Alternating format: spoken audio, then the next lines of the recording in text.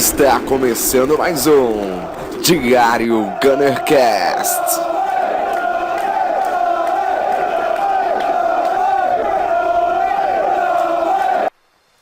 Olá, sejam bem-vindos a mais um Diário Gunnercast. Hoje vamos debater um pouco sobre o que foi a vitória do Arsenal contra o Bournemouth no sábado passado. Vencemos aí atropelando o Bournemouth por 3-0 no quarto jogo da Premier League. A gente joga no Emirates Stadium e aí tivemos dois gols de Welbeck e um gol de Lacazette, né? E voltamos da parada da data FIFA, começando muito bem. E aí temos agora que olhar para o jogo contra o Chelsea, que vai ser no domingo que vem, em Stamford Bridge. Mas antes disso temos o jogo contra o Cologne, para a Europa League, primeira rodada da Europa League. Então aí muitas coisas que olhar em relação ao Arsenal. Hoje eu tenho comigo o Felipe Proença e aí a gente vai debater um pouquinho do que foi o jogo contra o Bournemouth, o final da janela que ficou um gosto um pouco amargo em relação à torcida do Arsenal, mesmo que Alex Sanchez tenha ficado, né? Enfim, vamos lá para mais um Diário Gunnercast. Esperamos que vocês aproveitem. E aí, Felipe, tudo bem? Seja bem-vindo mais uma vez. E aí, tudo bem, Igor? Tudo bom. Hoje num clima um pouco melhor, né? Não temos Gerson aqui, mas um clima um pouco melhor em relação ao que foi o último podcast, comparado com aquela derrota vexatória, né? Contra o Liverpool. Isso, exatamente, né? O desempenho de sábado foi bem melhor.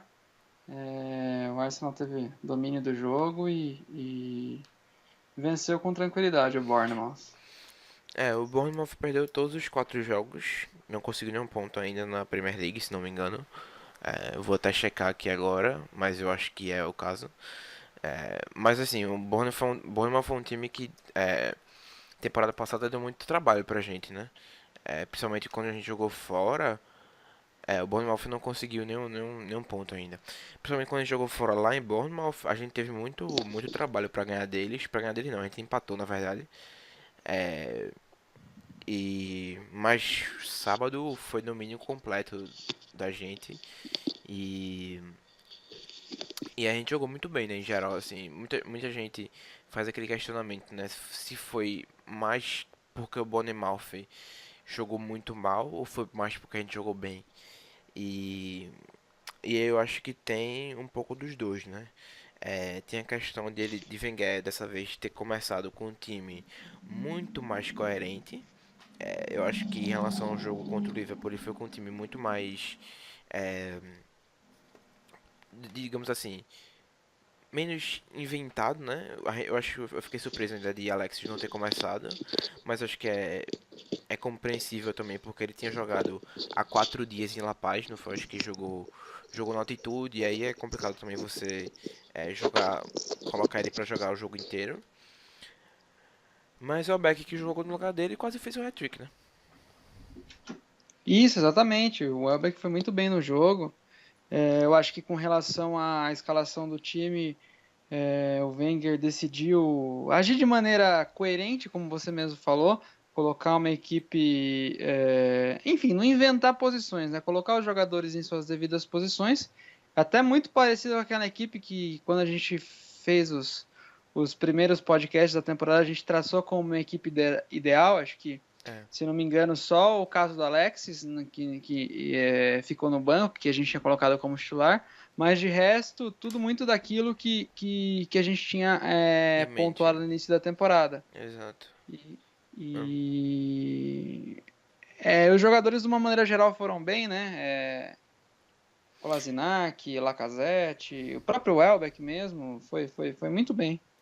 E aí quem esperaria, né, que se você colocasse Kolasinac na ala esquerda, uma das primeiras coisas que ele ia fazer com 5 minutos de jogo ia ser chegar na linha de fundo e cruzar na cabeça do Elbeck, né?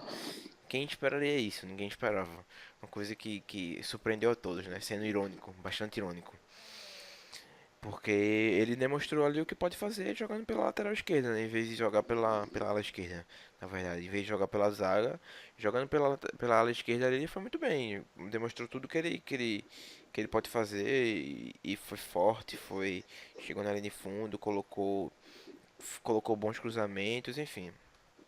É, o que a gente esperava dele jogando pela ala esquerda, né? Ah, exatamente. É aquilo, cara. Aquela escalação contra o Liverpool é uma coisa dificilmente, praticamente inexplicável. Aquela do Wenger, enfim, é uma coisa assim, até tem disponível. Se ele não tivesse opções, beleza, mas ficar remendando a defesa, jogando com o Ox, né, de ala direita, jogando Bellerin na esquerda, totalmente fora de sentido. E aí, quando ele teve um mínimo de sensatez, você vê que, né, os jogadores puderam render, exatamente como você falou do caso do Kolasinac. Acho que não foi só esse lance, né, que esse, no caso, resultou no gol logo no começo, mas acho que ele teve várias outras subidas ao ataque, né, até a linha de fundo cruzar. Ele é um cara muito rápido e muito forte, então ele alia uma coisa na outra e chega muito forte no ataque, né? Acho que é uma válvula de escape muito boa para a ala esquerda. Na direita a gente já tem o Arsenal, já tem o Bellerin, que também é muito bom, né? Também tem uma característica um pouco parecida, no caso, é muito veloz e é bastante ofensivo, e é interessante ter essa opção na esquerda também.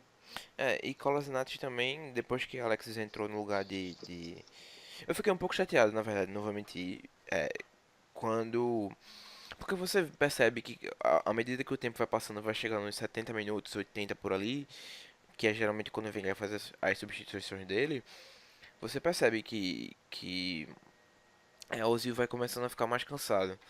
E tendo isso em mente, eu achei que ele fosse manter o Welbeck ou Lacazette e trazer Alexis e Giroud em campo, porque geralmente ele coloca Giroud no segundo tempo, e era claro também que ele ia usar Alexis de alguma forma. Não ia deixar Alexis de fora. Aí quando ele tirou, porque até agora a gente não viu Lacazette e Alexis jogarem juntos ainda. Nem o Zil, nem o trio que a gente imagina jogando na frente a gente não viu ainda. O Zil, Lacazette e Alexis, que é o trio que a gente escolheria para começar o jogo assim, nas situações, é, digamos assim, na melhor das hipóteses, seria esse trio para pro ataque, né? E, e ele tirou o Lacazette e tirou o Giroud para entrada de Alexis e não, tirou o Albeck para entrada de Alexis e Giroud. E e assim, Alexis foi vaiado e aplaudido, né, como era de se esperar, depois daquela confusão que aconteceu, né, nas 48 horas finais da janela de transferências. Mas eu perdi completamente a noção a noção do que eu tava falando agora, enfim. Assim, lembrei. Quando o Kolasinac entrou e quando o Alexis entrou e jogou com o Kolasinac ali na esquerda, eles fizeram muito boas combinações ali entre os dois. Teve uma hora que Kolasinac deu passe e Alexis chutou, Begovic defendeu, enfim. Eu acho que é uma parceria ali também que tem muito é, pra se desenvolver, né? Mas o que é que tu achou de Alexis ser vaiado barra aplaudido? Bom, eu acho que eu entendo a situação da torcida, mas é aquilo, acaba que sendo um direito dele, né, ele querer sair. Não foi culpa dele não ter saído, foi muito mais um problema de má gestão do Arsenal, que bateu na tecla de não vender o Alexis até o final, e aí, na verdade, no final da janela, resolveu dizer que por determinado valor, vamos dizer assim, né, estabeleceu um valor para vender ele, só não vendeu porque não conseguiu trazer uma reposição, que no caso seria o Lemar. Então, eu acho compreensível do ponto de vista da torcida, mas é difícil opinar, para ser bem sincero. Você entende a revolta, mas também não dá para culpar muito o jogador. Então, assim, eu acho que foi, né, como você falou, o Alexis tinha jogado alguns dias atrás na altitude lá, pela É, seleção chilena contra a Bolívia, e talvez possa ter sido uma opção técnica nesse sentido, colocar o Welbeck. Mas de repente pode ter sido alguma rusgazinha do próprio Wenger. Eu não sei como internamente reagiu-se toda essa situação após o Arsenal ter vetado a ida dele, depois de aparentemente o City chegar num valor, né, ideal que o Arsenal tinha aceitado vender. Mas eu acredito que seja questão de tempo também para ele voltar ao time titular, embora o Welbeck seja um cara muito útil Aham. e tenha feito os 2 gols, que é coisa que ele tem alguns problemas fazer gol. É. Mas em tese, nos próximos jogos, eu acredito que o Alexis vai retomar a titularidade. Aí sim você vai ver esse time ideal na frente, né? Com Alexis, Ozil e Lacazette. Exato. E assim, eu entendo também, como você disse, eu entendo um pouco lá da torcida, mas eu acho que também, pelo que o Einstein falou nas últimas semanas, eu acho que é, apesar de o Wenger jogar esse jogo duro, era claro que se chegasse o dinheiro certo, o Arsenal eu acho que ia aceitar essa proposta e tentar trazer alguém pro lugar dele. E aí a questão é que eu acho que teve um pouco de tudo, na verdade, né? Não foi só mau gerenciamento do Arsenal, mas como também foi mau gerenciamento do Manchester City, né? Porque você só chega à oferta que o clube quer, faltando 24 horas para a janela fechar. é, Era bem provável que o clube não ia conseguir um substituto. Principalmente quando o principal substituto do Arsenal era Lemar e ele estava jogando pela França. Então aí já, mesmo que era possível fazer algum negócio, era difícil, dificultava a situação do Arsenal que não queria, não quer vender o jogador, principalmente da, do tamanho de Alexis, sem trazer ninguém pro lugar, né? O clube ia ficar com a cara de otário. E Wenger também disse que ele tá focado e feliz, enfim. Eu acho que a questão do comprometimento de Alexis não tem muita coisa que a gente se preocupe em relação a isso. A questão se ele vai renovar ou não são outros 500. Mas eu acho que se ele tá no clube, eu acho que ele vai estar querendo. Ele vai estar focado e ele vai estar querendo ganhar também, né? Ele, assim, é do estilo de vida dele, ele é assim, ele é muito focado e quer sempre ganhar. Mas e o tempo que ele passou em jogo, ele foi sempre procurando fazer gols e buscar o jogo, enfim. Como é que eu posso dizer? Mesmo o Arsenal já com o jogo garantido, ele era o cara que entrou em campo e fez tabelas com o Giroud e procurou o gol e tentou fazer alguma coisa acontecer. É, Enfim, a questão é para ver como é que Wenger vai manejar essa situação aí no futuro. Só para finalizar no ponto de Welbeck, eu acho que fica e Alexis nos dois, acho que fica uma boa interrogação no futuro para se Wenger vai escalar Alexis contra o Chelsea e o Welbeck, né? Porque vindo de um jogo tão bom que o Welbeck teve, que ele fez 2 gols e deu passe pro De Lacazette, é uma questão boa para ver aí como é que Wenger vai lidar com essa situação, né? Concordo com você. Concordo que você disse com relação primeiro ao City, realmente, fazer uma proposta em cima da hora do fechamento, né? No dia, né? Foi no último dia, na Uhum. verdade. Né, o rumor começou 2 dias antes e a proposta, vamos dizer assim, que daí foi de agrado do Arsenal, foi no deadline. Realmente, correr atrás de uma reposição no dia e sendo data FIFA foi uma coisa que dificultou mesmo. Eu concordo com você. Uhum. E acho que com relação ao comprometimento do Alex, isso é uma coisa que o Arsenal não precisa se preocupar, porque realmente ele é um cara aparentemente comprometido e tudo mais, então ele estando no Arsenal ele vai dar o melhor de si. E só que a tendência é, chegando janeiro, talvez ele tentar novamente forçar a saída, enfim. Essa situação que a gente já sabe, mas eu acho que enquanto ele estiver no Arsenal em campo, ele vai estar dando o melhor de si, vamos dizer assim. E Exato. eu acho que isso que você falou do Welbeck também realmente coloca um ponto de interrogação, né, na cabeça do Wenger, porque o Welbeck, taticamente, é um cara muito útil, né, na frente. Ajuda a marcar bem, né? Tem uma dentro da estratégia do time, é um jogador muito muito dedicado, né? É um jogador que nesse ponto de vista é importante. Eu acho que até teve um lance no jogo do Bournemouth, que é o lance do terceiro gol, né? Que quem pressiona até o Lacazette, que Foi. rouba a bola e gera o gol, né? Então, Uhum. assim, vamos ver como que ele vai lidar com isso domingo, porque o Alexis é um cara bem agressivo na marcação, né? Quando o Arsenal tá sem a bola. Então, seria interessante vê-los pressionando a saída de bola do Chelsea no domingo. Exato. Eu acho que, como tu disse, seria interessante ter. Eu acho que a gente conhece que Wenger quando o cara tá jogando bem ou vende uma partida boa, é difícil ele tirar o cara do time, né? Até porque você vai justificar como. O cara acabou de fazer 2 gols, dar uma assistência, ele participou de todos os gols e de boas jogadas envolvendo o ataque do Arsenal. Você chegar aí do nada e colocar ele no banco é complicado. Mas ao mesmo tempo, Alexis é o nosso principal jogador. É o jogador que a gente é, arriscou muito dinheiro para ter ele ainda no time, é, mesmo sabendo que ele vai sair de graça no futuro. E aí você tem esse clássico, que pra mim pode ser o ponto de mudança da temporada, caso o Arsenal vá bem.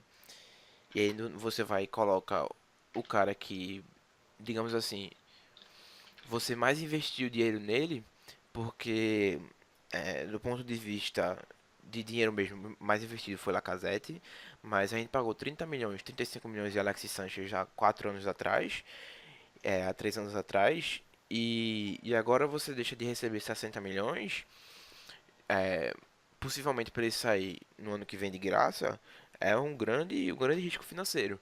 Então aí, se você faz isso e deixa ele no banco no jogo que pode ser o mais importante da temporada até agora, diante de tudo que aconteceu, diante de tudo que veio à tona nos últimos dias, nas últimas semanas, eu acho que pode ser um grande risco tanto da torcida ficar no pé dele, principalmente se o Beck tiver um jogo ruim, né? Sim, exatamente. Concordo com você.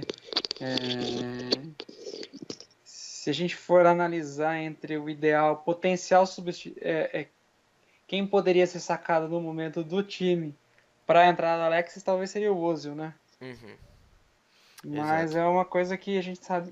Bom, eu não sei como que o Wenger vai lidar com isso. Vamos ver, domingo a gente vai saber, mas eu estou um pouco curioso. Acho que você levantou esse tema e. Bom, a gente vai ficar com a pulga atrás da orelha até domingo para saber como é que ele vai lidar com isso. E a outra pulga atrás da orelha também é a escalação de quinta-feira, né? Contra o Colón, aí não sabe como é que vai ser. Mas eu acho que talvez dê um pouco de indicação de como ele vai querer jogar no domingo. Porque aí Alexis vem de pouca sequência de jogos, não fez uma pré-temporada inteira. Pode ser que ele jogue Alexis no jogo contra o Colón, tipo, ele coloca Alexis para ter um pouco de ritmo. Ou de repente, se ele começa com o Beck, ele tá meio que dizendo assim: olha, Beck, eu vou te jogar aqui porque lá é um jogo mais complicado e eu não vou querer te colocar naquele jogo. Aí tem esses dois lados da moeda também, né? Em relação ao Ozil, eu acho difícil demais ele tirar o Ozil do time. Apesar de que na minha cabeça você começar com o Beck, Lacazette e Sanches seria até não seria uma má ideia. Até porque você tem 3 caras ali que pressionam a saída do Chelsea. E mas tirar o Ozil, eu não vejo ele fazendo isso. Não vejo ele Né? fazendo isso. Mas então, sobre a escalação de quinta-feira contra o Colônia, você acredita que ele vá com o time titular ou reserva? Ou misto? É, Não entendi seu raciocínio. não, eu acho que ele vai tentar colocar Alexis pra jogar, mesmo que seja um pouco, pra dar um pouco de ritmo de jogo. Mas eu acho que ele vai com o time reserva, assim. É porque a gente não sabe, né? A gente nunca jogou Europa League. É, nunca jogou Europa League de fato com o Wenger. Então. Então a gente não sabe como é que ele vai querer abordar esses primeiros jogos da Europa League, enfim. Mas eu acho que ele deveria ir com o time reserva, até porque tem Chelsea 2, 3 dias depois. E aí é um jogo que a gente não pode arriscar, né? Não, eu concordo. Eu acredito que é, o time não deve ser 100% reserva. Acredito que alguns jogadores vão ser poupados, vamos dizer assim. Talvez Alexis, como jogou, como estava no banco, né? Contra o Bournemouth, talvez seja titular, né? Por esse motivo especificamente só. E acho que um nome certo que é reserva, que nome certo no time titular deve ser o Ospina, né? Exato. Acho que a gente toca um pouquinho disso mais pro final do podcast pra fazer uma previsão Sim. dos 11 iniciais da gente, mas acho que ele vai mudar bastante. Uhum. Tem outras dúvidas também, né? A lateral direita, será que ele vai com o Bellerin? Não sei. Reece Nelson foi eleito o jogador do mês da Premier League 2, que é a Premier League para sub-23. Ele tem deitado e rolado. Talvez ele queira jogar Reece Nelson por ali também, não sei. Tem a questão da zaga também, né? Se ele vai com Mustafi, enfim. Meio campo, acho que tudo é uma dúvida, né, em geral. Sim. Pronto. Em relação a Lacazette, de 0 a 10, quanto você tem sido impressionado com ele e quanto você tem gostado dele? De 0 a 10. 9. 9. Por quê? Não vou dar 10 porque, apesar que é quase 10 se você for analisar, né? Porque acho que das poucas chances que ele teve, né? Na verdade, contra o Liverpool ele nem entrou. Uhum. Nos outros jogos, as chances que ele teve, ele foi muito bem, né? Então, assim, nas poucas chances criadas, nas chances claras que ele teve no gol, ou ele guardou, ou ele fez o gol, ou ele finalizou muito bem. Então, assim, o poder de finalização dele é uma coisa que me impressionou bastante. Uhum. Exato.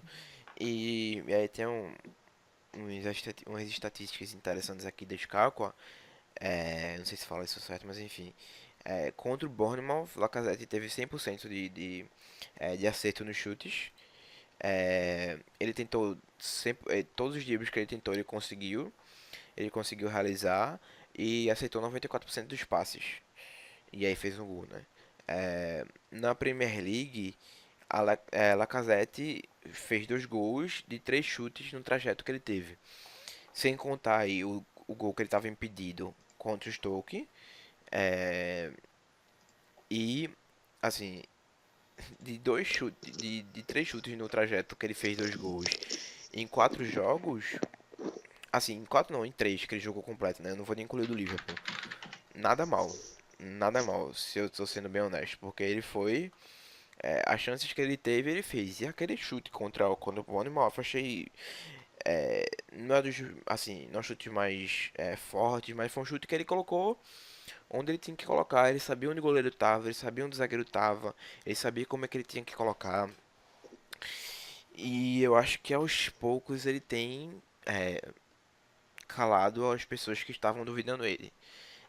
Ele tem sido muito. Ele tem se envolvido bem nas jogadas. Teve um lance até no jogo que ele tabelou com o Ramsey, aí depois tocou para o Beck, depois recebeu de volta o Beck, depois devolveu para Ramsey, recebeu de volta, mas o Beck acabou sendo levando a falta que o juiz marcou, mas se o juiz não marca, ele ia sair na cara do gol ali, que ele fez uma boa tabela ali. Então, além de ser o cara que vai colocar essa bola pra dentro quando tiver as chances, ele tá se envolvendo bem também nas jogadas, né? Sim. Olha, vamos dizer assim, eu ouso já dizer, né? Tá certo que a temporada tá começando agora, mas tanto o Kolasinac quanto o Lacazette, assim, foram duas ótimas contratações, porque o que eles mostraram até aqui são bastante animadores, né? As expectativas criadas eles estão podendo correspondê-las. Acho Uhum. que do Lacazette, como você falou, acho que o poder de finalização dele é uma coisa muito interessante. Acho que dentro do que a gente está acostumado, que o Giroud tem os gols que faz bastante gols, mas perde alguns gols um pouco inacreditáveis. O Welbeck em uma situação semelhante, eu acho que o Lacazette parece ser um cara cirúrgico na finalização. E dentro das poucas chances que ele teve nesses primeiros jogos da temporada, todas as finalizações que eu me recordo das chances claras, ou ele fez o gol, ou ele chegou muito próximo de fazer, mas sempre finalizando muito bem. Então, assim, isso mostra que foi uma contratação muito interessante e dentro desse mercado inflacionado, esses 50 milhões de libras que o Arsenal pagou nele vão se mostrando uma pechincha. Acho que foi muito bem pago.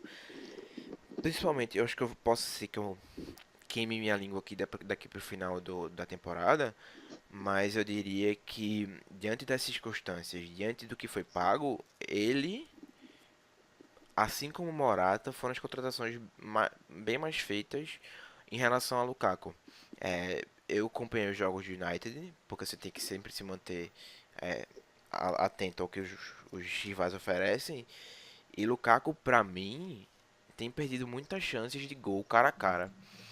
Contra o Stoke City, sábado passado, depois do jogo do Arsenal, é, Lukaku perdeu pelo menos duas chances. Teve uma que foi o do gol, que ele chutou primeiro e Butler defendeu, mas na segunda chance ele acabou convertendo. Mas teve uma que o United estava empatando em 2-2 contra o Stoke. O Martial fez um ótimo cruzamento e ele desperdiçou assim, cara a cara com o goleiro. Tudo bem, não é das finalizações mais fáceis, mas quando você paga 70 milhões de euros por um atacante, você espera que ele coloque essas bolas para dentro. E eu acho que a gente está um pouco na frente em relação. A gente se deu bem, muito bem com a contratação do Lacazette. Eu acho que em relação a isso, eu acho que ele vai ser o cara que vai colocar essas chances que você espera, né? Que ele coloque. E é o que a gente tem pedido há sei lá quanto tempo. Há sei lá quanto tempo não, desde que Van Persie saiu.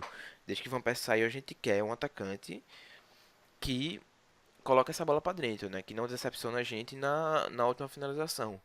E eu acho que ele tem se provado, assim como vai se provar, para ser uma contratação muito boa.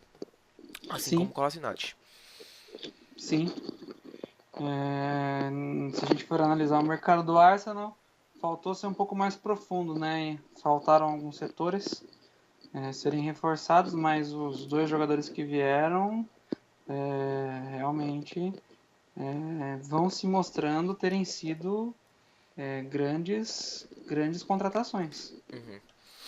É o tipo da coisa, né? Se você imagina que esses caras vão ser parte do time titular e vão oferecer alguma coisa a mais, essas contratações ambas se encaixam nessas duas ocasiões. Eu acho que eles vão ser bem úteis e vão integrar muito bem ali o time, né? Eu acho que puxando um pouco para pro início que a gente falou em relação ao Wenger, a escalação, ficou claro que com a escalação mais coerente a gente foi melhor, mas teve também aquela toda questão, né, que Einstein já veio declarar, né, que talvez a tentativa de Wenger de escalar Chamberlain na ala direita contra o Liverpool foi uma tentativa de manter o jogador ainda no Arsenal, principalmente porque depois do jogo contra o Stoke City, durante a semana do jogo contra o Liverpool, Chamberlain foi a Wenger e disse que queria sair. Então aí talvez esteja isso em mente, mas eu acho que a gente sabe do que esses 11 iniciais são capazes, se a gente colocar o time correto, mas eu acho que já está claro também que a gente não pode fazer muito mais ou o que esse time é capaz de fazer ao seu total potencial com o Wenger no comando, né? Sim, exatamente. Acho que isso que o Ornstein publicou esses dias atrás só escancarou essa situação interna do Arsenal, né? Esse problema interno envolvendo Wenger, Gazidis, entre outros. Eu acho que o caso do Chamberlain foi uma das coisas mais erradas aí, olha. Uma das coisas mais impressionantes, essa escalação enquanto o Liverpool foi uma coisa assim que é totalmente injustificável, né? O que houve para dias depois ele se transferir para o Liverpool. Até próprias informações do Ornstein dizendo que o Arsenal ofereceu 180 mil libras por semana pro Chamberlain renovar. E o Chamberlain acertou com o Liverpool por 125 mil libras. Então, ou seja, você vê que o problema está aí, né? O Arsenal ofereceu muito mais para o Chamberlain e o Chamberlain não quis ficar e aceitou ganhar menos no Liverpool. Então, assim, você vê, acho que aquilo que você comentou há alguns podcasts atrás, que o Chamberlain, um jogador do calibre do Chamberlain, que é um cara que tem potencial, mas não estoura, rejeitou o Arsenal. Então, assim, a que ponto, vamos dizer assim, né? Ah, é. E eu acho que também é válido. Acho que antes de a gente partir pro jogo do Colón na quinta-feira, acho que é válido também a gente mencionar que no final da janela, Einstein disse que o Arsenal não tinha dinheiro para trazer mais contratações de peso, digamos assim, as palavras dele. E porque o Einstein hoje é visto como, como é que eu posso dizer? É como se fosse o cara que tem as informações mais precisas ali do Arsenal, né? Ele é o cara que antigamente era John Cross, mas ele foi perdendo um pouco de credibilidade com os torcedores do Arsenal. E Einstein é um cara que tem esse tipo de informação muito boa e quando ele diz é porque é verdade. Então, quando você tem esse cara que tá ali sabendo de tudo que acontece dentro do Arsenal e ele coloca essa informação, principalmente tendo em vista que antes da janela começar, no final da temporada passada, quando o Wenger renovou, as notícias que saíram foi que o Arsenal tinha 150 milhões de euros para gastar. E aí, chega agora, a gente tava com a saída de Chamberlain, a gente tava em 30 milhões no positivo, né? 30 milhões de euros é, de, de lucro na janela. Aí ele chega e diz que a gente não tinha muito dinheiro pra, como é que eu posso dizer, pra contratar um cara de grande potencial, ou de um cara, uma estrela nesses últimos dias de janela, a não ser que Alexis Sanchez viesse a sair. Eu acho que o clube tentou jogar a gente como um otário, julgar a gente como um otário, porque essa informação é vazada pra ele a partir do momento que o clube libera, né? Então, se ele tentou passar isso pra torcida, o clube tentou enganar a gente, né? De certa forma. Pra onde esse dinheiro foi, a gente não faz ideia. Assim, provavelmente esse dinheiro tá lá, né? A questão é, no meu ponto de vista, a questão é duas. Das duas, uma. Ou o clube vê que Wenger não vai ter mais um futuro no Arsenal, e aí não quer deixar ele gastar esse dinheiro todo pra esse dinheiro ser gastado por um cara que vai chegar no futuro e vai usar esse dinheiro melhor, ou que pra mim é o mais provável, que esse dinheiro saia de alguma forma pra Kroenke, o Kroenke usar para os seus benefícios próprios, e o clube tava tentando de alguma forma enganar a gente, sei lá. É tudo um pouco de especulação, né? Mas enfim, o que eu tô querendo dizer é que é impossível e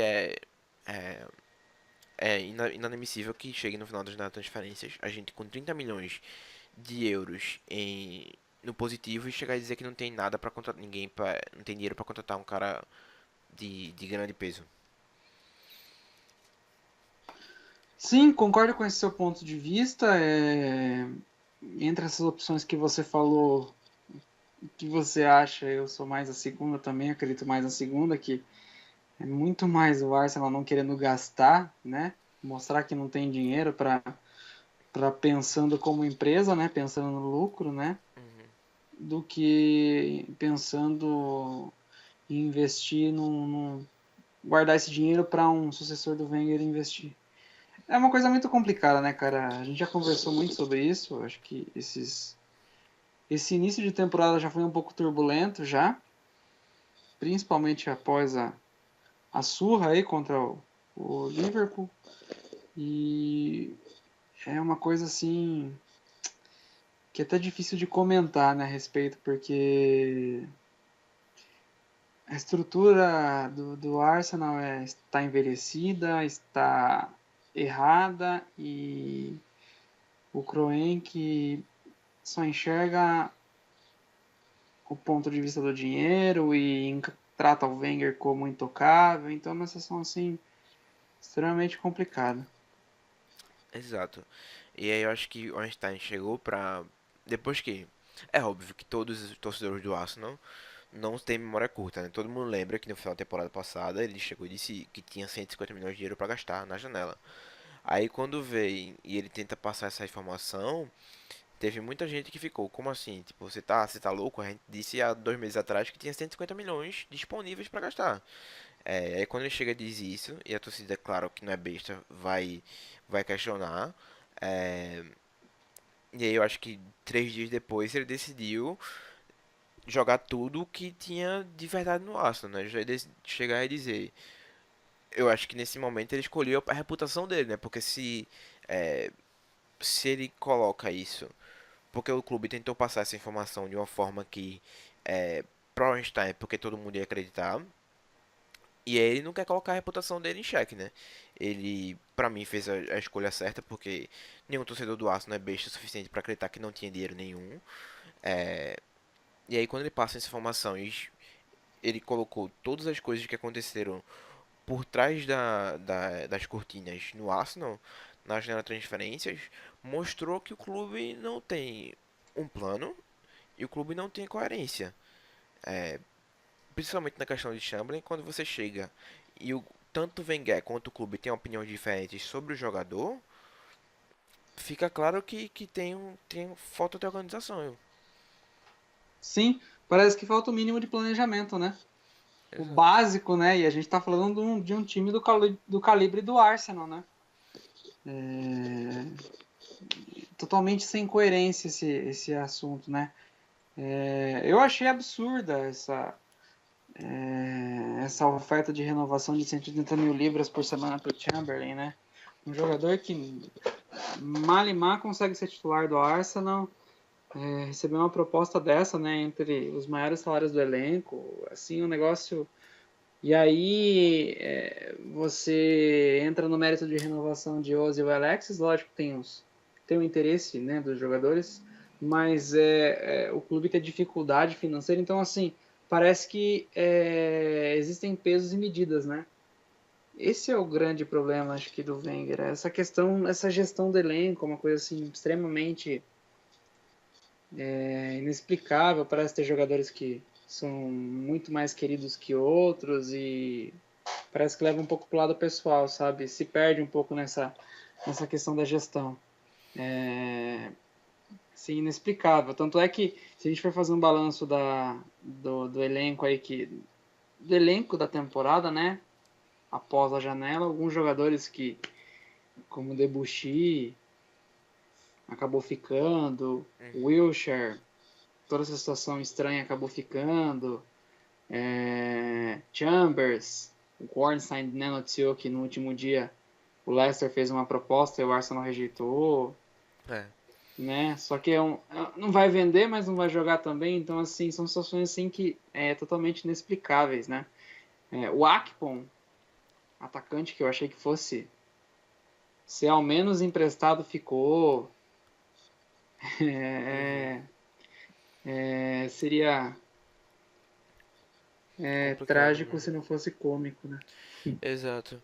E aí tem várias questões, né? Por exemplo, ele coloca aqui no tweet dele que clubes e agentes sabiam que jogadores como Szczesny, Giroud, Wilshere, Elneny, Gibbs, Chambers, Jenkinson, Akpom e outros, assim, Pérez, Pérez não, porque Pérez eu acho que Wenger queria manter caso o Alexis fosse embora, apesar de dar pouquíssimo tempo de jogo para ele. Mas Chambers foi um cara que ele disse primeiro, eu quero me livrar de Chambers. Aí do nada, não quero me livrar de Chambers. É, e aí você vê também que jogadores como El Nene, que é um cara que teve propostas, mas decidiu ficar. É, sei lá, Gibbs também é um cara que teve proposta, mas acabou ficando. E Não, o Gibbs Giroud, saiu. não, exato. Mas teve propostas antes de 10 milhões. Ah, tá, ok. Entendeu? E aí acabou depois saindo por menos, assim, inclusive. Giroud é um cara que teve a porta aberta pra ele. Ele ia sair, mas decidiu ficar também. aí mostra que o clube não tem uma coerência, né? Sim, sim. Bom, vamos ver agora, acho que diante de toda essa situação, né, com o elenco fechado, digamos assim, após a janela, vamos ver quem destes, principalmente desses que eu citei, vão ser utilizadas. Estou muito curioso para ver.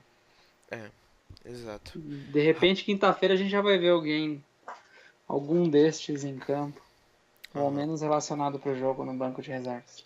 é. Pronto, então eu acho que é basicamente isso em relação à janela. Teve a história também de Mustafi, né? Que a gente ficou meio que sem entender no final. Teve umas confusões porque aparentemente era de interesse dos dois, tanto o clube quanto ele, é, de deixar ele sair, porque ele teve uma filha agora e queria ir pra Itália, enfim, questões pessoais dele. E que o Arsenal não estava tão impressionado com a primeira temporada dele, né? É, mas que a gente só ia vender caso chegasse alguém, né? Teve essa história também. Exatamente. É, A liberação do Mustafi estava condicionada à chegada de um outro jogador que poderia ser o Evans. É, Foi um pouco estranho, porque como eu já tinha comentado antes, o Mustafi um jogador que foi titular praticamente a temporada toda, né?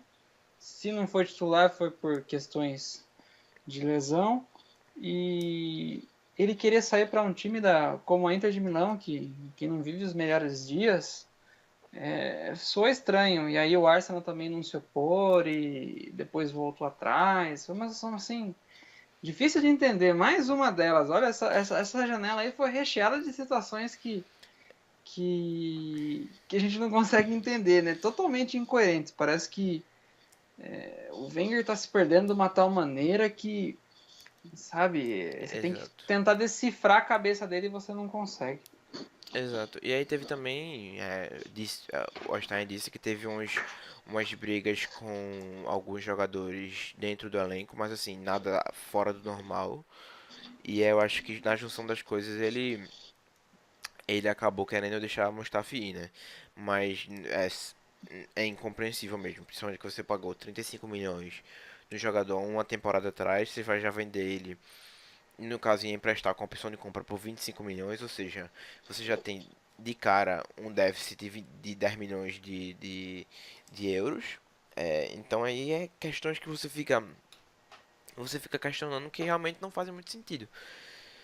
Mas, enfim, o jeito é esperar e ver agora, né? Eu acho que se a gente. Acho que a única chance da gente de fazer uma temporada boa é caso o Wenger não invente muito, né? Escale os caras é, que sejam de fato para aquelas posições. A gente já venceu o Chelsea nessa temporada com 3 na zaga. A gente venceu o Chelsea na FA Cup temporada passada também com 3 na zaga. A gente tem chance sim de ir para um jogo contra o Chelsea e fazer um jogo bom. Caso não esteja muitas invenções e faça o que seja coerente, né? Eu acho que a gente tem condições sim com esse time. O time é ótimo. Se for olhar, Cech é um ótimo goleiro, Mustafi e Koscielny e Morral também são ótimos. Kolasinac, o melhor lateral esquerdo da Bundesliga na temporada passada. Bellerin, também é ótimo lateral direito. O meio campo também ele é muito bom. Você tem Sanches, Lacazette e Ozil no ataque. Pô, é um time ótimo. Né? De papel é um time ótimo. A questão é saber é, conduzir esse time, né? Sim, exatamente. Acho que como você colocou, acho que se esses dois jogos como referência, os dois últimos jogos com o Chelsea, o Arsenal soube se portar bem, especialmente o da final da FA Cup. Embora o jogo seja no Stamford Bridge, a gente espera que assim, eu acho que se acontecer uma derrota, paciência, mas a questão é que o time não sucumba, sabe? O problema do Arsenal é esse, nos grandes jogos da temporada, é sucumbir a alguma situação do jogo, ou um pênalti, ou uma expulsão, ou um gol precoce, enfim, alguma coisa que o Arsenal às vezes começa bem o jogo e aí toma um choque e aí acaba se perdendo. E aí nesse tempo acaba perdendo o jogo, vamos dizer assim. Então a gente espera que, como você colocou, tenha um elenco qualificado. Vamos ver se consegue fazer melhor. Lógico que o mínimo que faça vai ser melhor do que o que fez contra o Liverpool, mas que consiga jogar, oferecer perigo ao Chelsea e quem sabe vencer, porque tá aí mais uma prova de fogo. Acho que sábado contra o Bournemouth era um jogo para ver se como seria pós janela e pós essa surra contra o Liverpool e o time se portou bem. Agora vamos ver se vai conseguir dar sequência nisso contra o Chelsea. Acho que já é uma jogo já em cima e vamos ver se o que o time vai poder oferecer para a temporada, né? De fato. Jogar de igual para igual acho que é o principal ponto. É, e aí eu acho que empatar não seria um mau resultado, principalmente levando em consideração que a gente tá jogando fora de casa, que a gente vem de um resultado péssimo contra o Liverpool. É, claro, ganhar a gente quer, né? Mas acho que o empate não seria de mau agrado, né? Vindo de um vexame contra o Liverpool, você empatar contra o Chelsea fora de casa não é uma coisa, digamos assim. Mas acho que a gente cobriu bem em relação a isso. Em relação ao jogo da Europa League, tu quer que eu comece ou eu começo em relação ao time que pra mim deveria começar contra o Colón na quinta-feira? Pode começar você. Certo. Tendo em vista que o Colón é o último colocado na Bundesliga, o resultado deles foi agora já três rodadas da Bundesliga que passaram.